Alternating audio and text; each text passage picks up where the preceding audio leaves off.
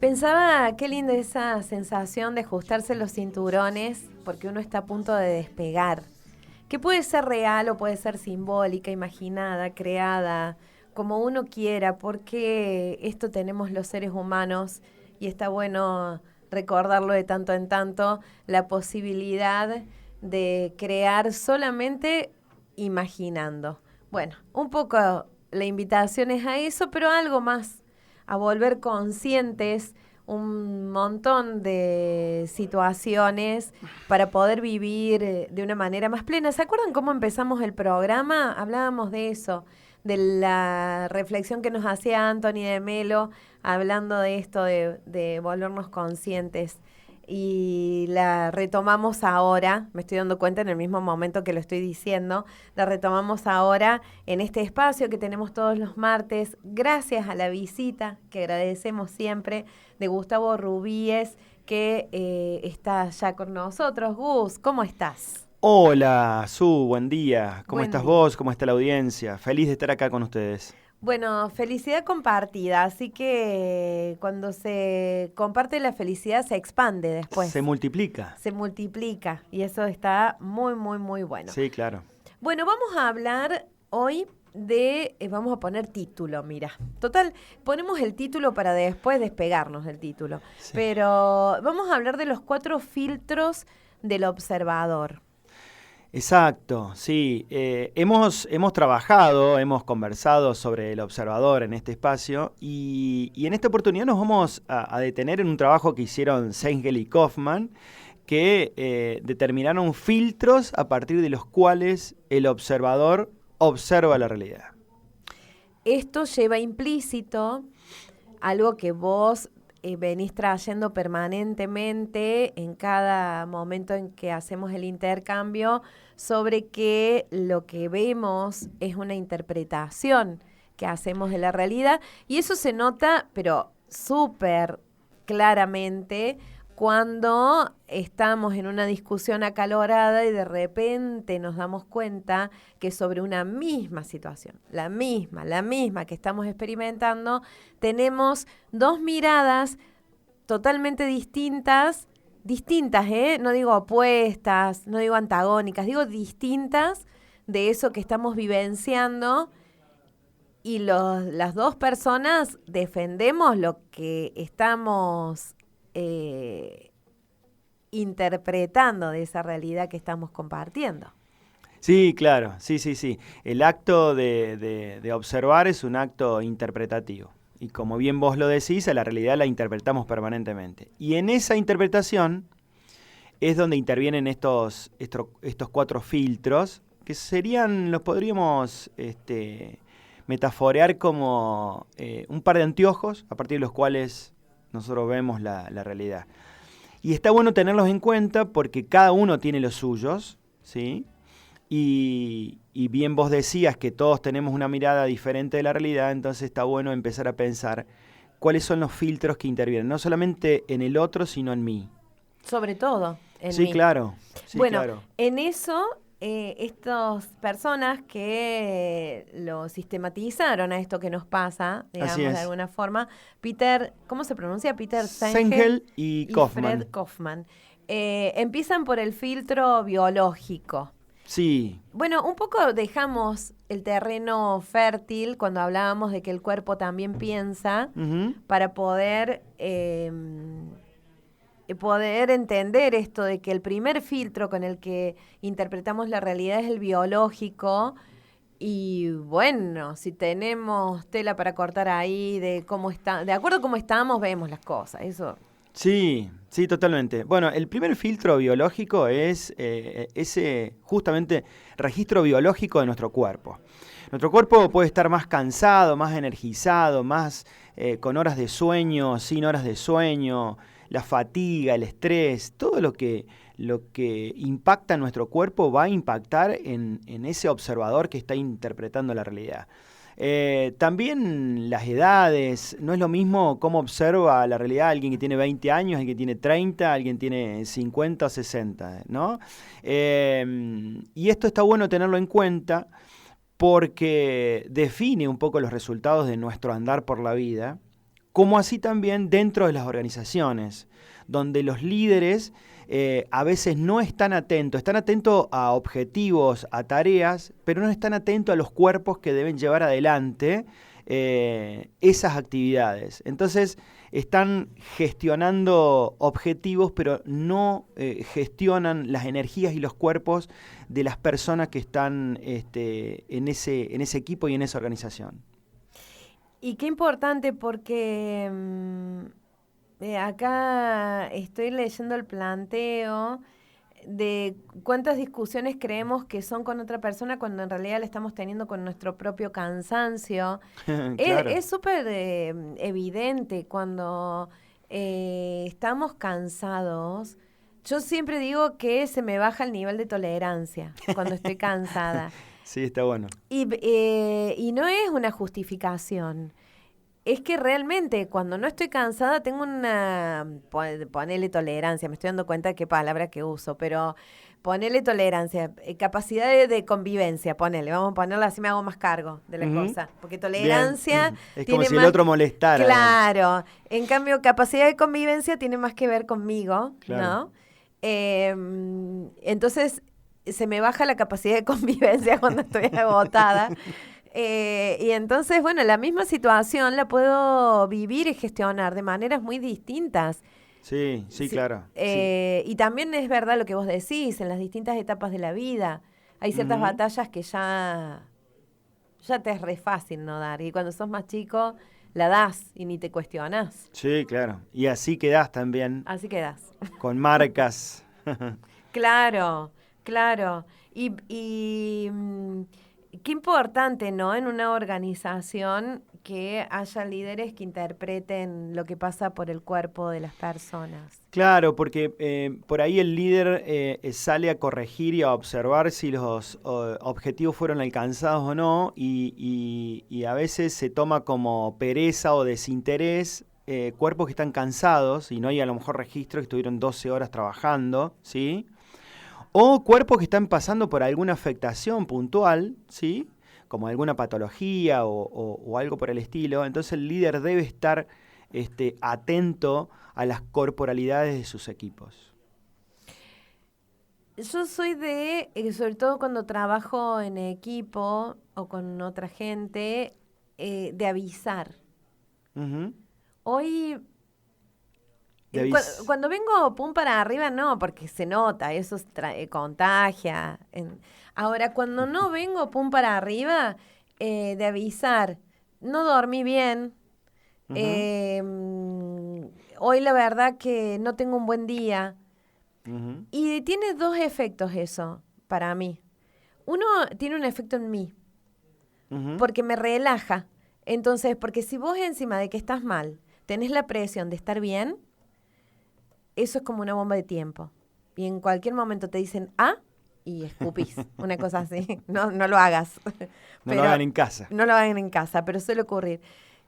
Te relaja a vos, ¿no? A la persona que no está bien. Y al otro le da información como para no estar suponiendo cosas que podría estar suponiendo y que generan después una bola de nieve. No sé si es un buen recurso, pero...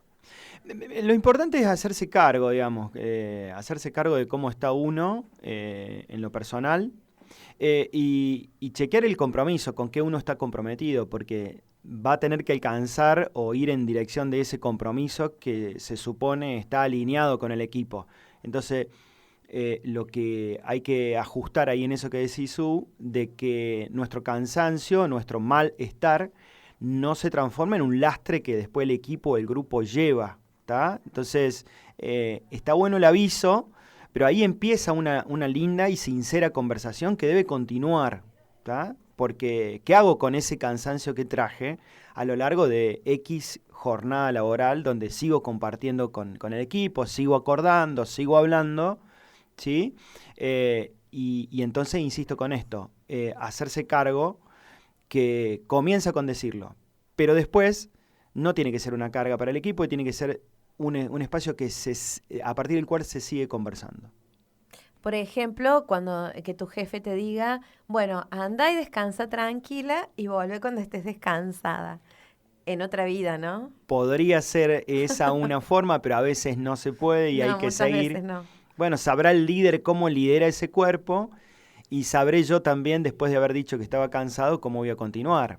Sí, sí, Si porque claro. estoy cansado no hago nada, quizás no sea exactamente la mejor forma de intervenir y para traccionar y hacer sinergia, ¿no? No, no, claro, no hay que dejarla, hay que dejar la responsabilidad por el hecho de que uno reconozca cómo está. Ujú. El filtro lingüístico es el 2. A mí ese filtro me encanta porque no podemos intervenir en una realidad que no podemos lenguajear. O sea, todo aquello que no tiene nombre no existe. Todo aquello que no se define no existe. Entonces, justamente, un poco vinculado a lo que decíamos recién, a veces decimos estoy mal, pero no podemos ponerle nombre. ¿Qué es ese estar mal? ¿Estás estresado? ¿Estás triste? ¿Estás con alguna patología? ¿Te duele algo? ¿Tenés temor? ¿Tenés tristeza? Digamos, ¿no? Entonces, esa definición, ese lenguaje es el que nos da expansión, pero también límite en cuanto a lo que estamos observando. ¿Por qué se dice que nombrar transforma?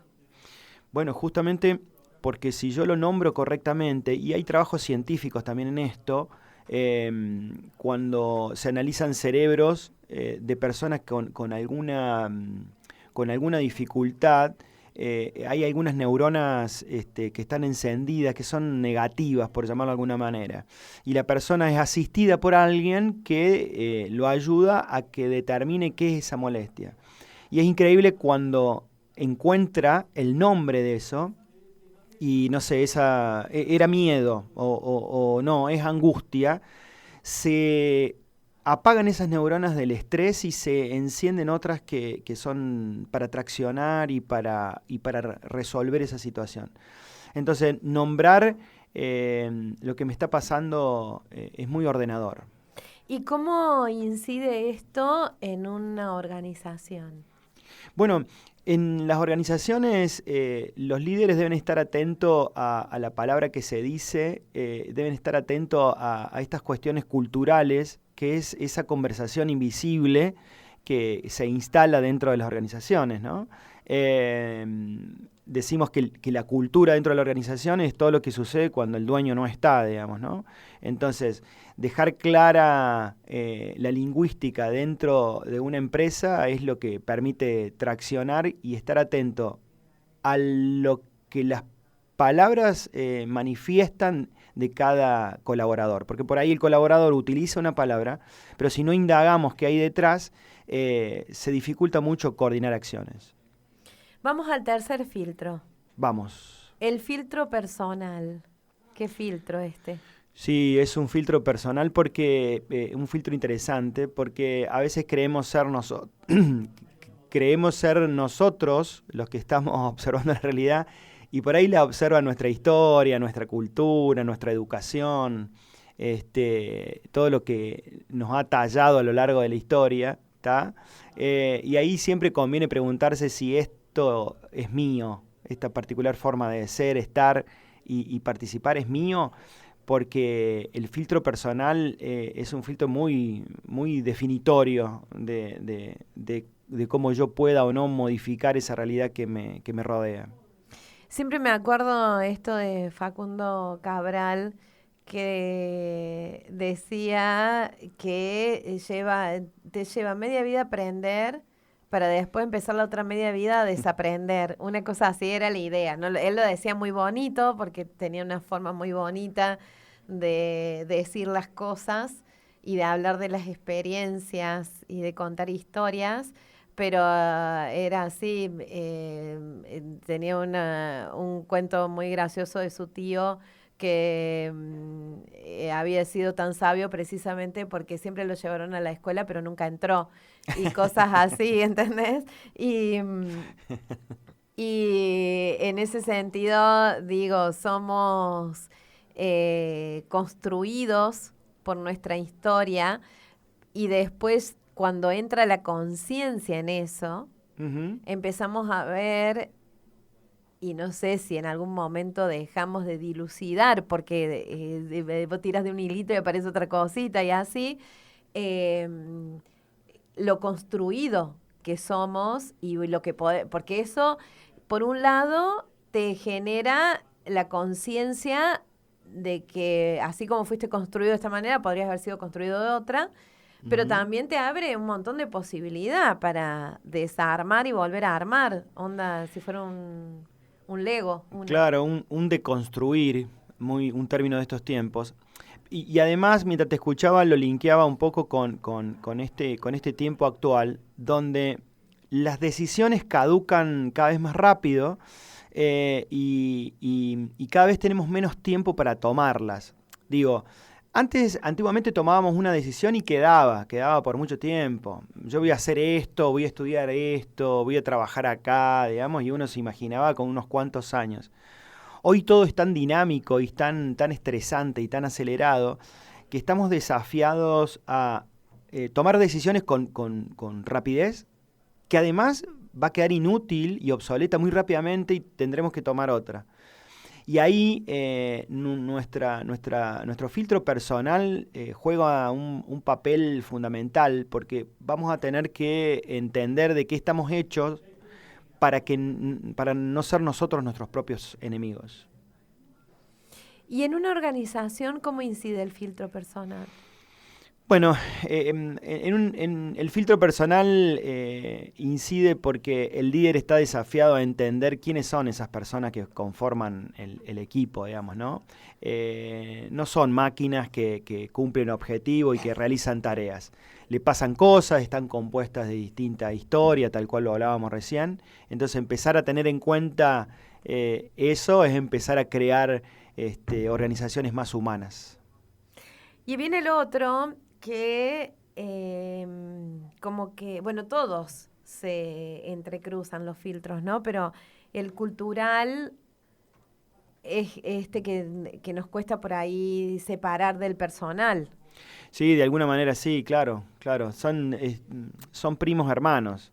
Esa cultura que nos formó, esa cultura, si me quemé con leche, veo la vaca y lloro, digamos, ¿no? Entonces, también hemos sido educados, hemos tenido una carrera, hemos tenido una formación, hemos tenido un club, hemos tenido un barrio de pertenencia, hemos tenido actividades y demás, y eso nos conforma y es un filtro muy importante a la hora de observar la realidad. Siempre recuerdo a una amiga que hacía esta sabia observación sobre otra amiga, ella y sus hermanas de una familia acomodada de la ciudad de Río Cuarto y esta otra amiga era de una familia más humilde, pero esa amiga había sido acompañada en su crecimiento por la idea de que era una reina que estaba destinada a reinar. Y estas otras, mi amiga y sus hermanas, como que siempre habían sido educadas en esto de no sobresalir, no hacerse notar tanto, bueno, todo esto. Y ella me decía que más allá del componente financiero económico, era como mucho más exitosa esta otra que ellas, que a lo mejor si vos decís de dónde surge cada una, te hubieras imaginado que el éxito iba a estar más en estas hermanas y no en esta chica. Claro. Y siempre me quedó eso porque digo, eso es lo que son las semillas que van sembrando en nosotros. El tema es que, bueno, uno no puede sembrar lo que no tiene y si... Hablo porque pienso en la carencia, como convicción y en la abundancia, que qué hermoso que todos tuviéramos la convicción de la abundancia y bueno, entre otras cosas, ¿no? Pero bueno, lo que se ha sembrado en nosotros y no necesariamente, por eso lo pienso en lo del filtro cultural, porque estas ideas, los estereotipos de belleza, las búsquedas personales, a dónde tienen que ir y todo eso, se siembra en el entramado de la cultura también. Sí, claro, sí, claro. La ontología que propone justamente un despertar a esa cultura y un fuerte cuestionamiento con filosofía existencialista de alguna manera.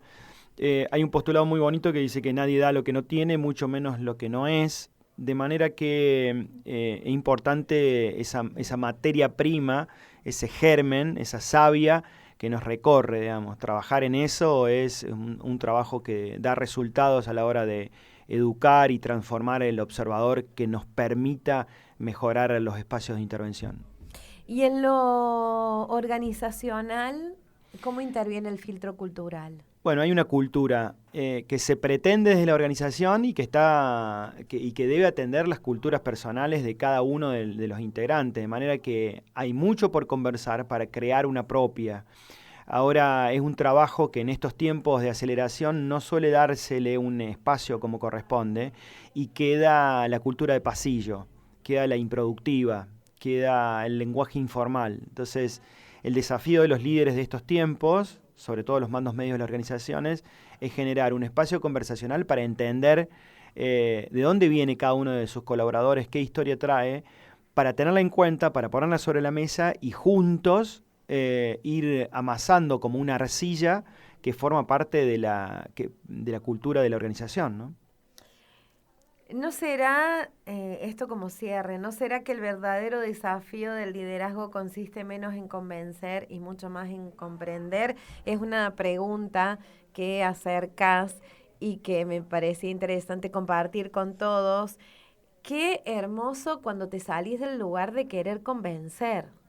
Sí, porque no conduce a nada, porque desgasta un montón, porque exige al personal y a la gente y a los equipos.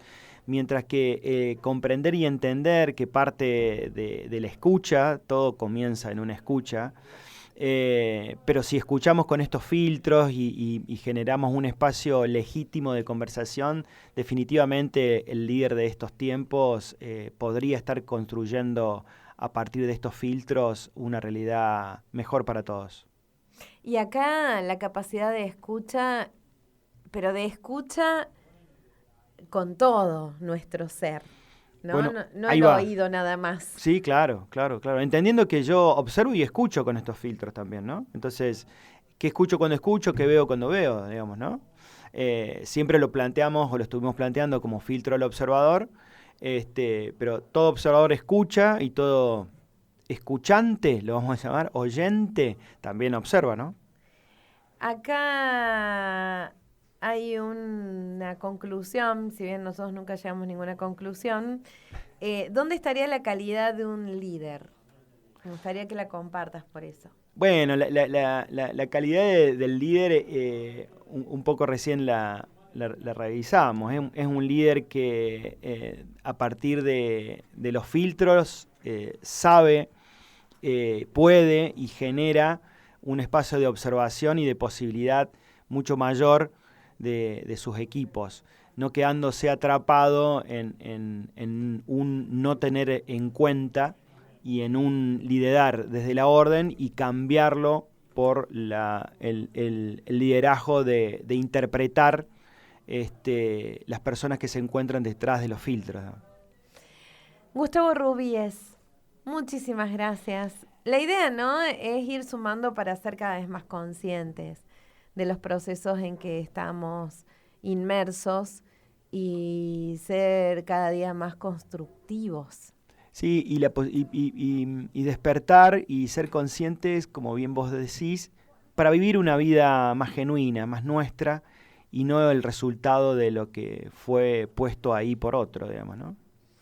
Gustavo Rubíes, muchísimas gracias. Gracias, Su. Nos vemos. Un abrazo grande. El próximo martes repetimos.